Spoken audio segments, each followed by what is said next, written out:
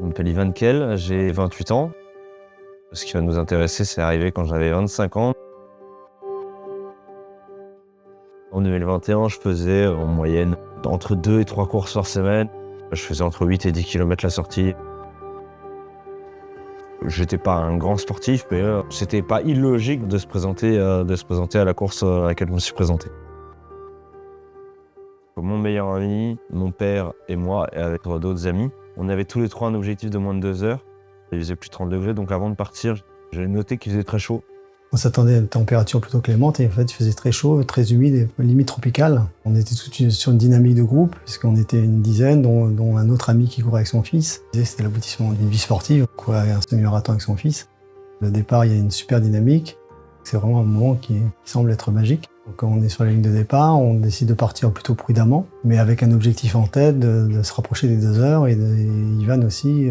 Un désir non avoué d'arriver en même temps, sinon avant son meilleur pote. Il s'était challengé un petit peu. Pour une question d'ego, je voulais le battre. En fait, il était plus rapide que moi et je le sens. Et sauf que je me mets dans le rouge sur les 10 premiers kilomètres. Pour le suivre, tant pis. Je me suis mis dans le rouge, il faisait très chaud.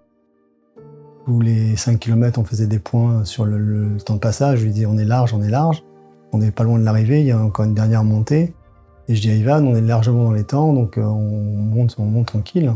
Et je lui dis, écoute, je crois qu'on arrive, il reste 400 mètres. Et de là, alors qu'il n'avait aucun signe avant-coureur, il décide de sprinter, et donc il part. En sprintant, j'arrivais plus à le suivre. C'est le phénomène d'euphorie. Au dernier kilomètre, en fait, je chute à ce moment-là. Je comprenais vraiment pas ce qui se passait. À 50 mètres de l'arrivée, il s'écroule. Et je pense au départ qu'il est pris de crampes. Et il est relayé par des gens de l'organisation qui appellent la Croix-Rouge qui assurait la médicalisation. Il est évacué avec un fauteuil roulant pour lui faire franchir la ligne d'arrivée, en pensant que c'était juste des crampes, que c'était juste un coup de moins bien. Et on attend le médecin régule puisse œuvrer, donc on lui prend les constantes. Et je me rends compte que ça fait 10 minutes qu'il est arrivé, il a encore un cardio à 180, et il est déjà à 38 de fièvre. On met à ce moment-là des blocs de glace sur les parties les plus sensibles pour faire redescendre la température. Je passe 3 heures sous cette tente. Ma température ne baisse pas, elle continue à augmenter. J'atteins 42 degrés à un moment. Et le cardio qui est toujours à 180, il devient toujours conscient, mais incohérent. Finalement, le médecin de la Croix-Rouge finit par l'évacuer. Je suis transféré à l'hôpital de la Rivoisière. Ma température ne redescend toujours pas. On me met dans des piscines de glace pour que la température redescende. C'est toujours pas le cas. Là, on me met dans un coma artificiel. Il est dans une espèce de chambre pour refroidir son corps. Le corps était en surchauffe et il n'arrive pas à baisser sa température. C'est toute la difficulté et tout le combat qu'il menait quand moi je suis arrivée.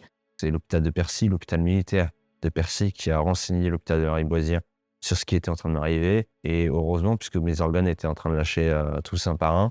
Il est reçu dans la salle des familles où c'est un médecin senior, chef de service, qui est en place, qui nous reçoit et qui nous annonce que Ivan a fait une hyperthermie maligne. Une partie de ses organes se sont mis à l'arrêt. Le foie, les reins, et qu'aujourd'hui, son pronostic vital est engagé. On nous laisse sur un avis suspensif. Le médecin ne veut pas s'engager sur quoi que ce soit. Ce qu'on comprendra par la suite, c'est que tant qu'Ivan est dans un service de réanimation, son pronostic vital sera engagé pendant tout le séjour. L'hyperthermie d'effort, c'est une des maladies excessivement graves qu'il faut savoir dépister le plus précocement dans la pratique du sport. L'hyperthermie d'effort, si on ne la dépiste pas, elle a une issue qui peut être catastrophique pour le corps humain qui rentre dans cette situation-là. On ne sait pas tout sur cette maladie, on a encore beaucoup de choses à comprendre. L'environnement a un impact, il est évident que quand il fait chaud, mais il n'y a pas que la chaleur. Parce qu'on peut faire de l'hyperthermie d'effort par un temps clément, il y a d'autres éléments qui rentrent en compte. Il y a l'hygrométrie, il y a le rayonnement solaire, il y a des facteurs favorisants comme des traitements, les neuroleptiques ou d'autres classes de médicaments qui semblent être facilitateur de cette pathologie qui survient. L'hyperthermie d'effort, avant tout, une urgence absolue. Au même titre que de l'arrêt cardiaque, on doit savoir en faire le diagnostic le plus rapidement possible pour éviter une évolution défavorable parce qu'on sait que le sportif, quel qu'il soit, qui développe une hyperthermie d'effort, a une issue qui peut être vitale en dehors les heures qui vont suivre le démarrage de cette pathologie. Elles se déclarent toutes un peu de la même manière, les pathologies. On commence souvent par un trouble neurologique. On s'effondre, on est perdu, on répond plus bien aux questions, on est désorienté. En dehors les quelques heures, on peut se retrouver dans une situation de « je suis coureur en bonne santé » à « je suis patient en situation très grave ». Les reins ne fonctionnant plus. Il était urgent de le mettre sous dialyse. Et puis là, plus aucune nouvelle. Ils nous disent le temps qu'on installe l'appareil, puis après vous pourrez le revoir. Et là, il est à peu près 18h. Et puis, pas de nouvelles. On n'arrive pas à avoir des nouvelles du tout. Et à 22h, on est toujours en salle d'attente. On est avec Elodie. Puis ils nous disent à chaque fois, non, il est encore en soins, il est encore en soins. Les médecins nous reçoivent toujours dans cette salle et nous disent que malheureusement, le foie s'est arrêté. C'est plus qu'une question d'heure, parce que sans le foie, on peut pas vivre. Comme Ivan ne s'était pas réveillé, on ne pouvait pas connaître l'état cérébral d'Ivan. La greffe, même s'il y avait eu un foie, n'aurait pas été acceptée. Ils nous disent que si des personnes veulent venir dire au revoir à Ivan, tous ses amis, beaucoup d'amis sont venus, des fois plusieurs fois dans sa chambre. On revoit les médecins vers 19h le soir, où ils nous annoncent que visiblement le foie a repris et donc à ce stade, ces jours ne sont plus en danger. Enfin, en tout cas, la situation est moins critique que la veille. Ils arrêtent le coma artificiel. Ivan se réveille le week-end. Là commencent les analyses cérébrales pour savoir s'il n'y a pas de lésion. Je réapprends à marcher, je me souviendrai toute ma vie du moment où je me remets debout pour la première fois. Et donc, on commence à sentir que ça va potentiellement passer. En fait, mes reins, eux, ne redémarrent pas. Donc, je suis sous dialyse tous les jours. Il va falloir faire une greffe de rein. Donc, je suis transféré à ce moment-là à l'hôpital de Thonon. Dans la matinée, je quitte la Riboisière. Il y avait quand même une certaine forme de cocon. C'est là où m'avait sauvé la vie. Et donc, je suis très anxieux, je me souviens, à l'idée de partir dans cet hôpital. Et j'arrive dans l'hôpital, l'accueil se passe pas spécialement très bien avec une personne. Et en fait, j'ai très mal à la tête à ce moment-là. Je sentais que c'était pas comme d'habitude. Le médecin qui était là à ce moment-là ne prend pas la mesure de la situation. Juste avant de partir à Thonon, il se plaint de maux de tête. Et puis là, des premiers vomissements. Je suis en train de faire une crise d'épilepsie. Et on me remet dans le coma. J'étais en train de faire un AVC. En fait, je suis retransféré d'urgence à la Riboisière qui, eux, ont un service de réanimation des meilleurs de France. Et eux savent gérer ça. Et puis en plus, connaissent mon dossier. Avec le traitement médicamenteux pour me sauver de la vie à ce moment-là. Ma tension monte énormément et en fait, il y a un pré-syndrome, il y a une boule qui se forme dans le cerveau qui compresse plusieurs zones de mon cerveau et qui crée un AVC. On m'opère, j'ai une crânéotomie à ce moment-là. Là, quand je me réveille, le sentiment est terrible parce que il faut repartir de zéro, il faut repartir de plus loin parce que je peux vraiment plus bouger, je peux plus parler. Il y a une rééducation qui se relance encore, doucement, très doucement au début et puis un peu mieux au fur et à mesure. Malheureusement, mi-novembre, je refais un AVC. Pré-syndrome, AVC, même histoire. Je repars encore une fois de zéro. Ivan fait son deuxième pré-syndrome. Il ne répond plus depuis 2 jours. Il est dans un coma, même s'il n'est pas en coma artificiel, mais il ne répond plus. Un de ses frères Nathel est allé le voir, lui a parlé juste à côté et lui dit « Je vais bien et j'espère que toi aussi ». Et à ce moment-là, Ivan hoche la tête. Donc on se regarde avec mon mari, qui prend le dernier et qui lui dit parle à Ivan. Et Maxence commence à lui parler, pareil, il lui parle. Et puis il lui dit je vais très bien et j'espère que toi aussi. Et là, de nouveau, il y a le hochement de tête et les yeux qui s'ouvrent. Donc on a appelé forcément les médecins en disant que Ivan s'était réveillé. Du coup, on a été sortis un peu plus vite que prévu, mais pour pouvoir repasser des examens, faire repasser des examens à Ivan. Début janvier, aux alentours du 10, je suis transféré dans mon dernier hôpital, ce qui va être mon dernier hôpital. Donc là, vraiment, service de rééducation, full rééducation. Donc là, en fait, j'arrive, j'ai un planning, 2 séances de kiné par jour, j'ai de l'orthophonie surtout, des exercices de concentration. Là, à ce moment-là, je ne marche pas, mais je suis en fauteuil roulant, donc on est déjà sur quelque chose d'un peu plus mobile. J'y passe quand même 4 mois. J'ai eu mon accident en septembre 2021 et donc je sors en avril 2022. On m'autorise à revenir pour la première fois chez moi. Une hyperthermie d'effort, c'est un dérèglement de la glande qui commande notre température dans notre corps, qui s'appelle l'hypothalamus, et cet hypothalamus ne fonctionne plus bien. On la connaît chez l'enfant, comme convulsion hyperthermique de l'enfant. L'enfant, il va convulser.